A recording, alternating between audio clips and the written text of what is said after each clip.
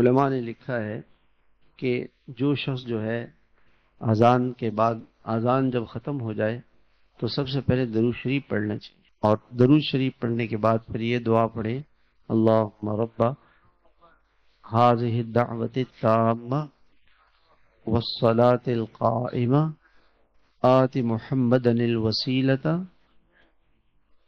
والفضيلة وابعثه مقاما محمودا الذي وعدته انك لا تخلف الميعاد۔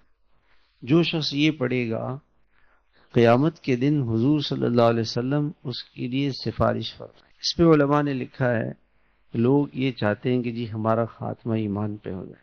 یہ بہت بڑا مسئلہ ہے نا، انسان کے اس دنیا کے اندر سب سے بڑا مسئلہ آدمی کا کیا ہے کہ اس کا خاتمہ ایمان پہ خاتمہ، یہ سب سے بڑا مسئلہ۔ فرمایا کہ جو یہ دعا پڑھے گا، اذان سنے اور اذان کے بعد درود شریف پڑھے، پھر یہ دعا پڑھے، تو قیامت کے دن حضور صلی اللہ علیہ وسلم اس کے لیے سفارش فرمائیں گے، اور آپ کافر کے لیے سفارش نہیں کریں گے، ایمان والے کے لیے سفارش کریں گے۔